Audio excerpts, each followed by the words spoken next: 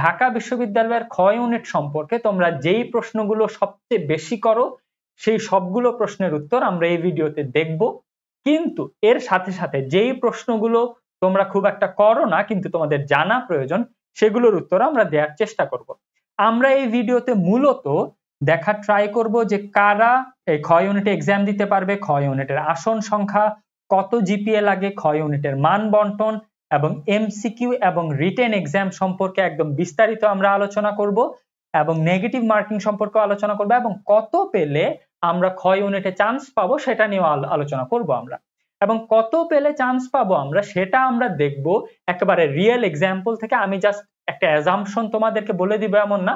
আমার যে স্টুডেন্টরা গত 5 বছরে ঢাকা বিশ্ববিদ্যালয়ের খ ইউনিটে চান্স পাইছে তারা কত পেয়ে ঢাকা বিশ্ববিদ্যালয়ের খ ইউনিটের কোন সাবজেক্টে এখন লেখাপড়া করতেছে সেটারও একটা তুমি আইডিয়া পাবা। সো তুমি একেবারে ক্লিয়ার একটা আইডিয়া পাবা যে কত পাইলে তুমি কততম হইতে পারবা।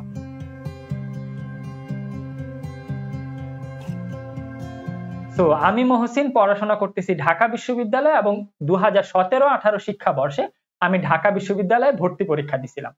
যখন 2017-18 সালের দিকে আমি ভর্তি পরীক্ষা দিতেছিলাম সেই সময়টায় আমি খুবই ফাঁকিবাজ একটা স্টুডেন্ট ছিলাম, কিন্তু আমি যেই 4টা বিশ্ববিদ্যালয়ে ভর্তি পরীক্ষা দিছিলাম 4টাতে আমার চান্স হয়ে গেছিল। এন্ড আমি বিশ্বাস করি যদি একটা স্টুডেন্ট সঠিক গাইডলাইন পায় সে যতই ফাঁকিবাজ হোক না কেন সে অবশ্যই একটা ভালো রেজাল্ট করতে পারবে। এবং গাইডলাইনটা এই জায়গাতে সবচেয়ে ইম্পর্টেন্ট। আমি ট্রাই করি আমার এই চ্যানেলে ইভেন আমার কোর্সের স্টুডেন্টদের ক্ষেত্রেও স্টুডেন্ট ওয়াইজ আমি যদি গাইডলাইন দিতে পারি এইটা সবচেয়ে বেশি হেল্প করে স্টুডেন্টদেরকে। তাই তোমাদের জন্য অ্যাডভাইস হবে যারা ঢাকা বিশ্ববিদ্যালয়ের খ ইউনিটে ভর্তি পরীক্ষা দিবা, যদি আমার কাছে তুমি অনলাইনে কোর্স করো অথবা তুমি অন্য কোথাও লেখাপড়া করো কারো আন্ডারে তুমি থাকো, তুমি ট্রাই করবা সঠিক গাইডলাইনটা বুঝে নেওয়ার জন্য। নিজে থেকে জিজ্ঞেস করবা তোমার কি কি প্রবলেম আছে সেগুলো তোমার যে মেন্টর তোমার যে শিক্ষক তার কাছে যদি তুলে ধরতে পারো দেখবা ঢাকা বিশ্ববিদ্যালয়ের খ ইউনিট একেবারে পানির মতো ইজি। তো চলো আমরা আমাদের ভিডিওটার মূল আলোচনা শুরু করি। শুরুতেই আমরা এটা নিয়ে কথা বলি যে কারা ভর্তি পরীক্ষায় অংশ নিতে পারবে। তো এখানে বিজ্ঞান বিভাগ, মানবিক বিভাগ এবং ব্যবসায় শিক্ষা বিভাগ 3টা বিভাগের স্টুডেন্টরাই কিন্তু ভর্তি পরীক্ষা দিতে পারবে। আমরা অনেক সময় কনফিউজড হয়ে যাই যে এটা কি শুধুমাত্র মানবিকের জন্য কিনা। না, 3 বিভাগের স্টুডেন্টরাই ভর্তি পরীক্ষা দিতে পারবা। এবং এসএসসি এবং এইচএসসির সাল নিয়েও আমরা কনফিউজড হই। এইচএসসি সাল কেবলমাত্র 2024 হইতে পারবে, অর্থাৎ এইটা কিন্তু শুধুমাত্র যারা 2024 সালে এইচএসসি পরীক্ষা কমপ্লিট করছো তারাই এক্সামে বসতে পারবা, যারা আরো 1 বছর আগে করছো তারা বসতে পারবা না। অর্থাৎ এইচএসসি তে কোনো সেকেন্ড টাইমার এখানে অ্যালাউড না। তবে এসএসসির ক্ষেত্রে তোমরা 2022 স্টুডেন্ট, অর্থাৎ যারা এখন 2024 এইচএসসি পরীক্ষা দিছো বেশিরভাগ স্টুডেন্টই তো 2022 স্টুডেন্ট না। তো যারা 22 ছাড়াও 2021, 20 অথবা 19 সালে এসএসসি পরীক্ষা দিছো তারাও কিন্তু ভর্তি পরীক্ষায় অংশগ্রহণ করতে পারবা। এবং বেশিরভাগ ক্ষেত্রে এটা হয় স্টুডেন্টরা ঢাকা বিশ্ববিদ্যালয়ের এই ভর্তি বিজ্ঞপ্তিগুলো ফলো করে না, জাস্ট হচ্ছে আশেপাশের মানুষ থেকে শুনে, তাই সঠিক ইনফরমেশন গুলো পায় না। তোমরা অবশ্যই ট্রাই করবা ঢাকা বিশ্ববিদ্যালয়ের ওয়েবসাইট থেকে অফিসিয়াল ইনফরমেশন গুলা পাইতে, যেন কোনো ইনফরমেশন তোমার কাছে ভুল না যায়। এরপরে আসো আমরা আসন সংখ্যা নিয়ে আলাপ করি।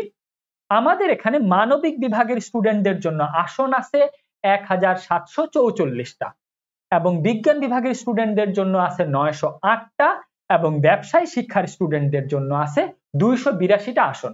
এখন একটা জিনিস খেয়াল করবা যে মানবিকের একটা স্টুডেন্ট যত পেয়ে যততম হয়েছে বিজ্ঞানের ক্ষেত্রে তা ওই রকম হয় না, আবার ব্যবসায় শিক্ষার ক্ষেত্রেও এটা এরকম হয় না। এ কারণে হয় না যে 3টা বিভাগের জন্যই কিন্তু আলাদা আলাদা মেরিট লিস্ট প্রকাশ করা হয়। অর্থাৎ ধরো একটা স্টুডেন্ট 96 পেয়ে অথবা 98 পেয়ে তোমার হচ্ছে গিয়ে বিজ্ঞান বিভাগ থেকে খ ইউনিটে ফার্স্ট হয়েছে, কিন্তু তুমি মানবিকের ক্ষেত্রে দেখবা যে 98 পেয়ে যেখানে বিজ্ঞান বিভাগ থেকে হচ্ছে ফার্স্ট, তুমি মানবিকের ক্ষেত্রে দেখবা 91 পেয়ে হয়তো ফার্স্ট হয়ে যাচ্ছে। তো এই রকম পার্থক্য হবে এবং এইগুলা দেখে কনফিউজড হবা না। তো তুমি যেই বিভাগের স্টুডেন্ট ওইগুলা ফলো করবা যে তোমার জন্য কত পাইতে হবে। এগুলো নিয়ে ভিডিওর শেষের দিকে আমরা আলোচনা করব। তো 2টা ব্যাপার এখানে খেয়াল রাখো, একটা হচ্ছে গিয়ে সায়েন্স, কমার্স এবং আর্টস 3টা বিভাগের জন্য কিন্তু মেরিট লিস্ট আলাদা। অর্থাৎ যতজন স্টুডেন্ট মানবিক থেকে ভর্তি পরীক্ষা দিবে খ ইউনিটে তাদের মধ্যে তুমি যদি 1744তম হও তুমি আসন পেয়ে যাবা। কিন্তু যদি বিজ্ঞানের স্টুডেন্ট তুমি হয়ে থাকো এবং যদি তুমি 1744তম হও, তোমার জন্য কিন্তু আসনটা এখানে নাই। এবং মনে রাখতে হবে টোটাল আসন সংখ্যা আমাদের 2934টা হইলেও কিন্তু বিভাগগুলো আলাদা আলাদা করে এবং আলাদা আসন সংখ্যা আছে। তোমার দেখতে হবে তুমি কোন বিভাগের স্টুডেন্ট এবং তোমার জন্য তোমার ক্রাইটেরিয়া কি। তো একটা দেখলাম মেরিট লিস্ট আলাদা, আরেকটা হচ্ছে গিয়ে প্রতি বছর কিন্তু 1.5 লাখের চেয়ে একটু কম স্টুডেন্ট পরীক্ষা দেয়। তো তুমি আশা করতে পারো যে 1.5 লাখ স্টুডেন্ট পরীক্ষা দিবে, ওই রকম ভাবেই তোমাকে প্রিপেয়ার্ড হইতে হবে।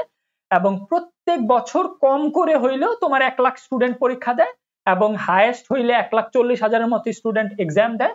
তো তুমি প্রিভিয়াস ইয়ারের হচ্ছে গিয়ে অনলাইনে নিউজ পেপার গুলা দেখলেও একটা আইডিয়া পাবা যে মনে করো এর আগের বছর হচ্ছে গিয়ে খ ইউনিটে কতজন পরীক্ষা দিছে, তার আগের বছর কতজন পরীক্ষা দিছে, একটা আইডিয়া তুমি পেয়ে যাবা। তবে তোমাকে আমি বলে দিলাম যে এভারেজ হচ্ছে গিয়ে 1,20,000 স্টুডেন্ট পরীক্ষা দেয়, মানে বিজ্ঞান, এরপরে মানবিক, এরপরে ব্যবসায় শিক্ষা সবগুলা মিলায়ে 1,20,000 স্টুডেন্ট পরীক্ষা দেয়। এবার আসো যে কত জিপিএ লাগে ভর্তি পরীক্ষায় অংশগ্রহণ করতে, আবেদন করতে কত জিপিএ লাগে। মানবিক, ব্যবসায় শিক্ষা এবং বিজ্ঞানের জন্য আমরা আলাদা আলাদা করে হিসাবটা দেখব। এসএসসির জন্য তোমার মানবিকের জন্য জিপিএ লাগবে 3 করে এবং এইচএসসির জন্য 3.00, তবে টোটাল জিপিএ লাগবে 7.50। অর্থাৎ এসএসসি এবং এইচএসসি তে 3.00 এবং 3.00 যোগ করলে কিন্তু 6.00 হওয়ার কথা, তবে আমাদের কিন্তু 7.00 লাগবে। অর্থাৎ যে কোনো একটাতে তোমার বেশি জিপিএ লাগবে সো দ্যাট দুইটা মিলে তোমার 7.50 হয়। এবং হিসাবটা অবশ্যই 4th সাবজেক্ট সহ। যদি তুমি 4th সাবজেক্ট ছাড়া হচ্ছে গিয়ে 3.00 কম পাও কিন্তু 4th সাবজেক্ট সহ তুমি 3.00 পেয়ে গেছো তাইলেও হবে। তো 4th সাবজেক্ট সহই হিসাবটা হবে। এবং খেয়াল করো সকল বিশ্ববিদ্যালয়, শুধুমাত্র ঢাকা বিশ্ববিদ্যালয় না এবং ঢাকা বিশ্ববিদ্যালয়ের কেবলমাত্র খ ইউনিটই না, সকল বিশ্ববিদ্যালয়ের সকল ইউনিটের এই জিপিএ এর হিসাবটা কিন্তু 4th সাবজেক্ট সহই হয়। অনেকেই বারবার কোয়েশ্চেন করো যে ভাইয়া আমি তো 4th সাবজেক্ট সহ হচ্ছে গিয়ে এত পাইছি কিন্তু 4th সাবজেক্ট ছাড়া তো এত পাই নাই, আমি কি পরীক্ষা দিতে পারবো কিনা? হ্যাঁ ভাইয়া, যদি তুমি 4th সাবজেক্ট সহ এটা অ্যাচিভ করতে পারো দ্যাটস ইনাফ ফর ইউ। এরপরে আসো ব্যবসায় শিক্ষার ক্ষেত্রে এসএসসির জন্য তোমার জিপিএ 3.00, এইচএসসির জন্য 3.00 এবং টোটাল লাগবে একইভাবে 7.50। তবে বিজ্ঞানের ক্ষেত্রে একটু বেশি পাওয়া লাগবে। এসএসসি তে তোমার মিনিমাম জিপিএ থাকা লাগবে 3.50, এইচএসসি তেও থাকা লাগবে 3.50, তবে দুটো যোগ করে তোমার হইতে হবে 8.00। অর্থাৎ এখানেও বুঝতে পারতেছো 3.5 প্লাস 3.5 যোগ করলে কিন্তু আমার হয় 7.00, তবে আমার মোট কিন্তু হইতে হবে 8.00।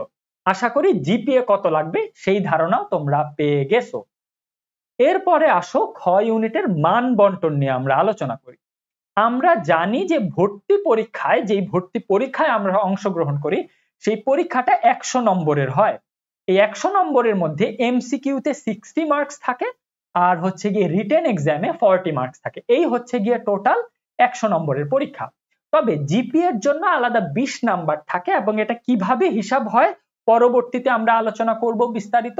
শুরুতে আমরা দেখে নিই যে এমসিকিউ এক্সামের বিস্তারিত এবং রিটেন এক্সামের বিস্তারিত। এমসিকিউ এর সবকিছু আমরা এই পেজে দেখে নিব। এমসিকিউ এর জন্য বাংলা অংশে আমাদের 15 মার্কের এক্সাম হবে এবং 5-এ হচ্ছে পাস। তো 15 মার্ক মানে হচ্ছে গিয়ে 15টা কোয়েশ্চেন থাকবে, প্রত্যেকটা 1 করে থাকবে, প্রত্যেকটা এমসিকিউতে 1 মার্ক করে থাকবে। আর পাস করতে গেলে তোমার 5 পাওয়া লাগবে। পাস মানেটা কি আসলে? পাস মানে হচ্ছে এটা, ধরো আমাদের এইচএসসি এর এক্সাম হইছে কেমনে যে আমাদের 33 পাইলে তো পাস না। তো ধরো কোনো একটা এক্সামে আমি 33 কম পাইছি, বাকিগুলাতে যদি আমি 90 কইরাও পাই তাও কিন্তু আমার ফেইল আসবে না। যদিও 4th সাবজেক্টে ফেল করলে ফেইল হয় না, বাট অ্যাডমিশনে তো কোনো 4th সাবজেক্ট নাই। তো যদি আমি কোনোটাই 33 এর কম পাই তাহলে আমি পুরো এইচএসসি তেই ফেল করে ফেলতাম। একইভাবে এখানে বাংলায় তোমাকে মিনিমাম 5 পাইতে হবে।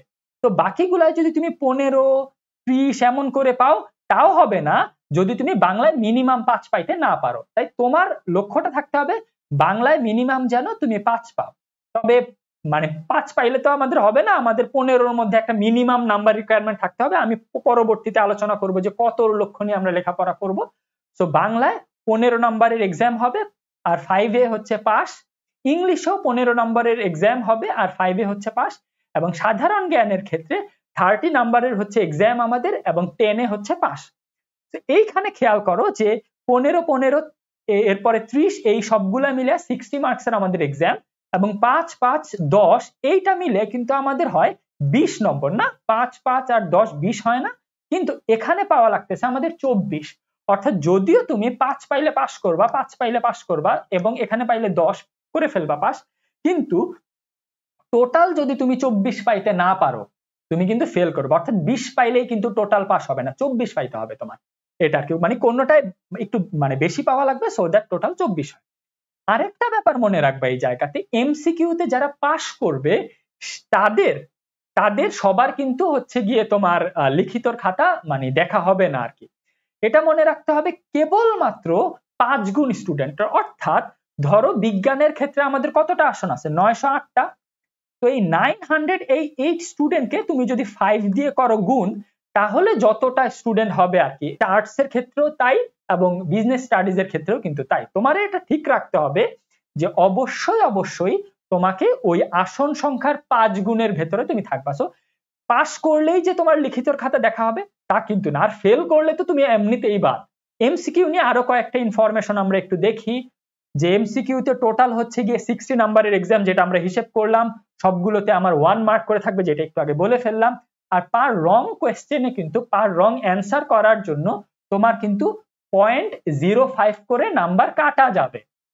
মানে বুঝতে পারতেছো, তোমার যদি টোটাল 4টা কোয়েশ্চেন ভুল হয় তাহলে 1 মার্ক করে তোমার নাম্বার কাটা যাবে। তো খেয়াল রাখবা যেন উল্টা পাল্টা নেগেটিভ অ্যান্সার অনেকগুলা করে না ফেলো, সো দ্যাট তোমার নাম্বার যেন অনেক কমে না যায়। এরপর আরেকটা হচ্ছে কি, এমসিকিউ এক্সামের টাইম আমাদের থাকবে হচ্ছে গিয়ে 45 মিনিটস আর কি। সো হিসেব করলে পার কোয়েশ্চেনে আমরা 45 সেকেন্ডের মতো করে সময় পাই। সো ঘরে বসে যখন তুমি এমসিকিউ প্র্যাকটিস করবা তখন তুমি এইভাবে হিসাব করে এক্সামটা দিবা যে 45 সেকেন্ডের মধ্যে তুমি অ্যান্সার করতে পারো কিনা। এরপরে আসো এই জায়গাতে, এবং হিসেবটা তোমার মতো করে তুমি হিসেবটা করে নিবা কত সময়ের মধ্যে তুমি অ্যান্সার করতে চাও রেগুলার। এরপরে আসো লিখিত এক্সাম সম্পর্কে আমরা আলোচনা করি। তো বাংলার ক্ষেত্রে আমাদের হচ্ছে গিয়ে লিখিততে 20 মার্কসের এক্সাম হবে এবং 5 এ পাস। ইংলিশের ক্ষেত্রেও 20 মার্কসের এক্সাম হবে, 5 এ হচ্ছে পাস। তবে জিকে তে কিন্তু আমাদের লিখিত এক্সাম নাই। তো বাংলা এবং ইংলিশেই কেবলমাত্র আমাদের লিখিত এক্সাম আছে। তো এই দুইটা মিলে তো 40 মার্কসের এক্সাম হবে আমাদের, তবে 5 5 মোট মিলে হয় 10। তবে তোমার টোটাল পাস করতে 11 পাওয়া লাগবে, অর্থাৎ যে কোনো একটাতে এক্সট্রা নাম্বার পাইতে হবে। এখন একটু মনে রাখতে হবে যে লিখিত লিখতে অনেক সময় লেগে যায়। আমাদেরকে যেই 45 মিনিট সময় লিখিতর জন্য দেয়া হয়, এইটাতেই স্টুডেন্টরা লিখে উঠতে পারে না খুব একটা, যেহেতু অনেক ভেবে চিন্তে লিখতে হয় আর কি। মুখস্থ তো তুমি লিখবা না, তোমাকে খুব ইনোভেটিভ ক্রিয়েটিভ কিছু লিখতে দিবে। তো লিখতে প্রচুর সময় লেগে যায় ভেবে ভেবে লিখতে লিখতে। তাই মনে রাখতে হবে যে লেখার জন্য ভালো প্র্যাকটিস করতে হবে। এখন যেইটা হয় যে আমার কোর্সে স্টুডেন্টরা বারবার জিজ্ঞেস করে, ভাইয়া এমসিকিউ যদি আমার আগে আগে শেষ হয়ে যায় আমি লিখিত অ্যান্সার করা শুরু করে দিব। না ভাইয়া, তোমার কিন্তু এমসিকিউ হচ্ছে গিয়ে শেষ হয়ে গেলেও তোমার লিখতে দিবে না। মনে রাখতে হবে এটা, লিখিত অংশের যেই খাতাটা দিবে, লিখিত অংশের যে কপি, সেটা কিন্তু এমসিকিউ এর কোয়েশ্চেন জমা নেওয়ার পরে, এমসিকিউ এর উত্তরপত্র জমা নেওয়ার পরে তারপরে তোমার লিখিত কপি দিবে। তো মনে রাখতে হবে তুমি কিন্তু এটা করতে পারবে না, আগে থেকে অ্যান্সার করতে পারবে না, এই ব্যাপারটা মনে রাখবা কিন্তু। সো লিখিতর জন্য যে ইনফরমেশন গুলো আমাদের মনে রাখতে হবে যে সব মিলে হচ্ছে গিয়ে 40 মার্কসের এক্সাম আর 45 মিনিটে হচ্ছে গিয়ে আমাদের এক্সাম টাইম, আর নো নেগেটিভ মার্কিং। এটা খুবই ইম্পর্টেন্ট একটা পয়েন্ট, এ কারণে যে এমসিকিউ তে যেমন আমি তোমাদেরকে বললাম ভাইয়া যে তুমি মনে রাখবা যেন তুমি অতিরিক্ত হচ্ছে গিয়ে ভুল অ্যান্সার করে না ফেলো, তবে লিখিতর ক্ষেত্রে অ্যাডভাইস হচ্ছে গিয়ে সব অ্যান্সার করে আসো। কিছু না পারলেও যতটুকু পারো অ্যান্সার করে আসো, হাফ পারলে হাফই অ্যান্সার করে আসো। অর্থাৎ এক্সাম্পল আমি এটা বলতে পারি যে ধরো তোমারে কোনো একটা অনুচ্ছেদ অনুবাদ করতে দিছে। এখন তুমি ভাবলা অনুচ্ছেদের প্রথম 2টা সেন্টেন্স তো আমি অনুবাদ করতে পারতেছি না, তাইলে কি আমি এটা অ্যান্সার করব? হ্যাঁ ভাইয়া, তারপরেও তুমি অ্যান্সার করবা। প্রথম 2টা সেন্টেন্স যতটুকু পারো, যতটুকু বুঝতেছো অনুবাদ করে দাও, তার পরের গুলা শুদ্ধ করে অনুবাদ করো। যেহেতু নেগেটিভ মার্কিং নাই, ভুল কিছু দিয়ে আসবা না। তোমার যদি অর্ধেকও হয় তাও তুমি দেখবা যে অর্ধেক হইলেও তুমি নাম্বার পাবা, এবং বাই এনি চান্স হয়ে গেলে তো তোমার হয়েই গেল। সো ছেড়ে আসা যাবে না, এইটা কিন্তু অলওয়েজ অলওয়েজ মনে রাখতে হবে। সো দেন হচ্ছে গিয়ে টোটাল পাস করার জন্য আমাদের আরেকটা সিস্টেম লাগবে কিন্তু, অর্থাৎ ওই যে এমসিকিউতে আমরা দেখলাম 24-এ পাস এবং লিখিততে হচ্ছে গিয়ে 11-তে পাস, এইটা করলে কিন্তু তুমি পাস করে ফেলবা না। তোমাকে টোটাল হচ্ছে গিয়ে এই 35 পাইলে হবে না, 24 আর 11 মিলে তো 35 হয়, তোমাকে টোটাল 40 পাওয়া লাগবে। ওকে, তোমাকে মিনিমাম 40 পাওয়া লাগবে। এখন 40-র হিসাবটা অনেকে হয়তো বুঝতে পারতেছো না যে ভাইয়া পাস করলেই কি আমি টিকে যাব, তাইলে এই টোটালের মধ্যে পাস করে কি লাভ। ধরো তোমার কোনো কোটা আছে, তোমার আদিবাসী কোটা আছে অথবা কোনো ফিজিক্যাল ডিসেবিলিটির কোটা আছে তোমার, কিন্তু এরপরেও তুমি কিন্তু এই 40 যদি মিনিমাম না পাও, তোমাকে কিন্তু সেই কোটা থাকার পরেও কিন্তু তুমি কোনো আসন পাবা না। সো মনে রাখতে হবে মিনিমাম কিন্তু তোমার 40 পাইতেই হবে। তো এখন একটু মনে রাখতে হবে যে পাস করে ফেলছি আমি, মানে 40 পাই গেছি, তাইলে কি আমি ডিউতে চান্স পেয়ে যাব? অবশ্যই না। কোটার ক্ষেত্রেও মনে রাখতে হবে, কোটাতেও কিন্তু অনেক ভালো স্টুডেন্টরা আছে, তো 40 পাইলেই তুমি টিকে যাবা এমন না, একটু বেশি পাইতে হবে তোমাকে। আর যদি তোমার কোটা টোটা কিছুই না থাকে, তাইলে তোমার টার্গেট স্কোরটা কত হওয়া উচিত, এইটা নিয়ে আমরা একটু আলোচনা করব। এমসিকিউতে তোমার টার্গেট হওয়া উচিত 45, অর্থাৎ 60 নাম্বার এক্সাম হয় আমাদের, সেই 60-র মধ্যে 45 তোমার লক্ষ্য হওয়া উচিত। লিখিততে তোমার লক্ষ্য হওয়া উচিত হচ্ছে গিয়ে 30, অর্থাৎ 40-তে আমাদের এক্সাম হয় এবং 30 আমরা ট্রাই করব 30 উঠানোর জন্য, এবং আমরা ওইভাবেই লেখাপড়া করব। এবং আমার স্টুডেন্টদেরকে আমি বেশিরভাগ ক্ষেত্রে এটাই ফোকাস করি যে লিখিততে কিভাবে সে ভালো নাম্বার উঠায় ফেলতে পারে। এবং হচ্ছে কি জিপিএ এর ক্ষেত্রে আমরা যদি 20 পেয়ে ফেলি তাইলে ওইটা আমাদের লাভ। এখন জিপিএ তে তোমার অলরেডি কত আছে এটা তোমাকে হিসেব করে নিতে হবে। তো জিপিএ এর মার্কস তুমি ক্যালকুলেট কেমনে করবে, এইটা এই জায়গাতে দেয়া আছে। অর্থাৎ এসএসসি তে তুমি যেই জিপিএটা পাইছো এটাকে তুমি 2 দিয়ে গুণ করলেই তুমি দেখবা এই 10 এর মধ্যে তোমার জিপিএ কত আছে, এবং এইচএসসি তে যেই জিপিএটা আছে ওইটাকেও 2 দিয়ে গুণ করলে তুমি ভাববে এই 10 মার্কস এর মধ্যে কত আছে। সো এসএসসি এবং এইচএসসি 10 + 10 এই টোটাল মানে 20 মার্কস এর জিপিএ এর হিসাব আর কি। তো এই 10 এর মধ্যে এসএসসি তে কত পাইছে, এইচএসসি তে কত পাইছে, এটা হিসাব করে ফেলো তুমি 2 দিয়ে গুণ দিয়ে দিয়ে, তো তুমি একটা আইডিয়া পেয়ে যাবে আর কি। সো জিপিএ তেও তোমার কত মার্কস আছে এটা তুমি হিসাব করে ফেললা। এখন এই যে আমি বললাম 45 30 এইটা পাইতে হবে তোমাকে, এইটার হিসেব করলে এই টোটাল যদি তুমি এটা পাইতে পারো তাহলে তোমার টোটাল মার্কস কিন্তু 95 হয়ে যায়। তো 95 যদি তুমি পেয়ে যাও তাহলে তুমি এই খ ইউনিটের একেবারে টপ 20 এর মধ্যে আশা করতে পারবা। কিন্তু 95 তোমারে পাইতে হবে না, তুমি 80 to 85 পাইলেই হয়ে যাবে। 80 থেকে 85 পাইলেই তোমার হয়ে যাবে। এবং আমরা যদি একটু হিসেবটা দেখাই আর কি, প্রিভিয়াস 5 ইয়ার্স এর যেই রেজাল্ট ওইটার হিসাবটা যদি তোমাদেরকে দেখাই, তাহলে সায়েন্স থেকে তুমি যদি 80 পাও তাহলে তুমি টিকে যাবা আশা করা যায়। বিজনেস স্টাডিজ থেকে 82 পাইলেই তুমি টিকে যাবা, এবং হিউম্যানিটিস থেকে তুমি 78 পাইলেই টিকে যাবা। এখন তোমাদের কাছে মনে হইতে পারে যে এইটা যে আমি যে বললাম যে আমার টার্গেট স্কোর হইতে হবে, টার্গেট স্কোর হবে এমসিকিউতে আমি 45 পাবো, এরপরে লিখিততে 30 পাবো এবং জিপিএ তে 20 পাবো, টোটাল তো 95 হয়ে যায়। কিন্তু আমি বলতেছি কাট মার্ক। কাট মার্ক মানে হচ্ছে গিয়ে কত পাইলে তুমি চান্স পাবা। প্রিভিয়াস ইয়ারের রেকর্ড গুলা কি বলে, কত পর্যন্ত স্টুডেন্টদেরকে নেওয়া হয়েছে। তো সায়েন্স থেকে যে স্টুডেন্টরা 80 করে পাইছে এদেরকে নেওয়া হয়েছে, বিজনেসের থেকে 82, এখান থেকে 78। সো এটা কেন হয়েছে এরকম, এটা কারণ সায়েন্সে অনেকগুলো আসন আছে তাই এটা এমন হয় যে কম পাইলেই তুমি টিকে যাচ্ছ, কিন্তু বিজনেস স্টাডিজে আসন সংখ্যা কম তাই একটু বেশি পাইতে হয়। তবে হিউম্যানিটিজ এর ক্ষেত্রে আসন সংখ্যা অনেক বেশি হইলেও ওই স্টুডেন্টরা সায়েন্সের স্টুডেন্টদের মতো কিন্তু সাধারণত বাংলাদেশের ক্ষেত্রে যা হয় যে একটু মেধাবী স্টুডেন্টরা কিন্তু বিজ্ঞান নিয়ে নেয়। তো সাধারণত হিউম্যানিটিজ স্টুডেন্টরা অত পায় না, তাই 78 পাইলেই তুমি আশা করতে পারো তুমি টিকে যাবা।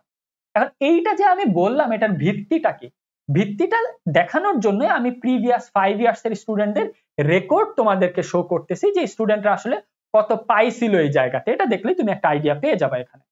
সো খেয়াল করো এই জায়গাতে, এবং এটা কিন্তু টোটাল 5 ইয়ার্স এর রেকর্ড, অর্থাৎ যারা আমার কাছে অনলাইনে কোর্স করছে তাদেরটাই আমি খালি বলতেছি, আমি কারো শোনা কথা বলি নাই। সো এইটার ক্ষেত্রে যে কেউ হচ্ছে গিয়ে তুমি ঢাকা ভার্সিটিতে গিয়ে ওরে জিজ্ঞেস করতে পারো ভাইয়া আসলেই কি আপনি এত এততম হইছেন, আপনি কি আসলে এই ডিপার্টমেন্টে পড়তেছেন, এটা তুমি জিজ্ঞেস করতে পারো। যেহেতু আমার স্টুডেন্ট আমি তাই এই ইনফরমেশনটা তোমাদেরকে দিতেছি। সো আমি কারো শোনা কথা বলতেছি না, একেবারে দেখা কথা প্রিভিয়াস 5 ইয়ার্সে ঢাকা ইউনিভার্সিটিতে কি হয়েছে। তো খেয়াল করো এই জায়গাতে 91 পেয়ে রাফি ঢাকা বিশ্ববিদ্যালয়ের হচ্ছে গিয়ে খ ইউনিটে 24তম হয়েছে, এবং সে কিন্তু বিজ্ঞান থেকে এক্সাম দিছিল। এখন খেয়াল করো একটা বিষয়, এই ওরে নিয়ে আমার একটা ভিডিও বানানোর ইচ্ছা আছে। ওর কিন্তু এইচএসসি এবং এসএসসি কোনোটাতেই জিপিএ 5 নাই। খুবই ইন্টারেস্টিং না? কোনোটাতেই জিপিএ 5 নাই, অথচ ঢাকা বিশ্ববিদ্যালয়ে ও 24তম হয়ে গেছে। এ কারণে হয়েছে এই বছর কোয়েশ্চেনটা বেশ টাফ ছিল। হ্যাঁ, অর্থাৎ ও হচ্ছে গিয়ে এই তোমরা তো হচ্ছে গিয়ে 24 সালের এইচএসসি ব্যাচ, তোমরা ডিউতে এক্সাম দিতেছো, ও হচ্ছে গিয়ে 2023 এর এইচএসসি ব্যাচ। হ্যাঁ, তো 2023 তে ও 91 পেয়েই 24তম হয়ে গেছে। একটা ব্যাপার খেয়াল করো যে ও 91 পেয়ে 24তম হয়ে গেছে, অথচ এর আগের ব্যাচগুলোতে এমন হয়েছে 91.5 পেয়েও 119তম হয়েছে। 96 পেয়ে এই জায়গাতে অকিব হচ্ছে গিয়ে তোমার হচ্ছে এখানে 26তম হয়েছে। এরপরে সাকিব এখানে 94.5 পেয়ে মানে 50তম হয়েছে। তো হিসেবটা বুঝতেছো, এই জায়গাতে হচ্ছে গিয়ে হচ্ছে এখানে আক্তার 88.25 পেয়ে 282nd হয়েছে। এই জায়গাতে 87.25 পেয়ে রহিম এই জায়গাতে হচ্ছে গিয়ে তোমার 338 হয়েছে। এই জায়গাতেও 84.09 পাইছে, এই জায়গাতেও 83.25 পাইছে, এখানেও 83 পাইছে। অর্থাৎ হিসেবটা বুঝতেছো যে কে কত পেয়ে কততম হইতেছে এই জায়গাতে। আমাদের হিসেবটা হচ্ছে এটা বোঝার চেষ্টা করা যে এক এক বছর হিসেব এক এক রকম হয়। অর্থাৎ যদি পরীক্ষা বেশি সহজ হয়ে যায় তখন সবাই অনেক বেশি নাম্বার পাবে। ধরো 100তে পরীক্ষা হয়েছে এবং পরীক্ষাটা খুব সহজে হয়েছে, তখন সবাই কিন্তু 90-এর উপরে নাম্বার পাবে। যখন সবাই 90-এর উপরে নাম্বার পাবে তখন কিন্তু যারা 85 পাবে তারা টিকবে না। কিন্তু যখন পরীক্ষা খুবই কঠিন হয়েছে তখন ধরো কেউই 90-এর উপরে নাম্বার পায়নি, হাইয়েস্ট উঠছে 90, লোয়েস্ট মনে করো হচ্ছে 80 পায়াও কেউ কেউ টিকে গেছে, বিকজ অনেক বেশি তো নাম্বার উঠে নাই আর কি। তোমাকে মনে রাখতে হবে যে তুমি যখন লেখাপড়া করতেছো, ঘরে বসে একা একা লেখাপড়া করো অথবা কোনো কোচিং সেন্টারে পড়ো অথবা আমার কাছে পড়ো, যার কাছেই পড়ো না কেন, তোমার টার্গেটটা তুমি ফিক্স রাখবা যে কত মানে কত পাইতে চাও তুমি, এবং এই যে তুমি কোন ডিপার্টমেন্টে পড়তে চাও এইটার জন্য কিন্তু তুমি এখন থেকেই লক্ষ্য ঠিক করা উচিত তোমার, যে কত কোন ডিপার্টমেন্টে পড়তে চাই, তাইলে আমার কিভাবে লেখাপড়া করতে হবে, কত পাইতে হবে, এইগুলা তোমার ফিক্স করতে হবে। এবং মনে রাখতে হবে এটা সব স্টুডেন্ট একরকম না। আমার অনেক স্টুডেন্ট এমন ছিল যে হচ্ছে গিয়ে একেবারে মিডিয়াম লেভেলের স্টুডেন্ট কিন্তু বেশ ভালো ডিপার্টমেন্ট পেয়ে গেছে, ভালো সাবজেক্ট পেয়ে গেছে, কিন্তু খুব ভালো স্টুডেন্ট কিন্তু ভালো সাবজেক্ট পায় না, বিকজ অফ আগের থেকে প্ল্যান থাকে না, অনেক রকম অনেক কিছু হয়ে যায়। যেমন হিসেব নিকেশ কিন্তু আছে যে ল পাইতে হইলে তোমার ইংলিশে এত পাইতে হবে, বাংলায় এত পাইতে হবে, এবং তোমার হচ্ছে গিয়ে এইটা পাইতে হইলে ওইটাতে এত পাইতে হবে। সো কোনটায় কত পাইতে হবে, কোন ডিপার্টমেন্ট পাইতে চাইলে তোমার কোন সাবজেক্টে কত পাইতে হবে, এগুলোর কিন্তু হিসাব আছে। দেখা হবে ইনশাল্লাহ নেক্সট কোনো ভিডিওতে। আরো যদি কোনো কোশ্চেন তোমার থাকে বিশ্ববিদ্যালয়ের এই কোনো প্রক্রিয়া সম্পর্কে, তো আমাকে তুমি কমেন্টে জিজ্ঞেস করতে পারো, আমি ট্রাই করবো সবার কোশ্চেনের অ্যান্সার দিয়ে দেওয়ার জন্য। দেখা হবে ইনশাল্লাহ নেক্সট ভিডিওতে। আল্লাহ হাফেজ।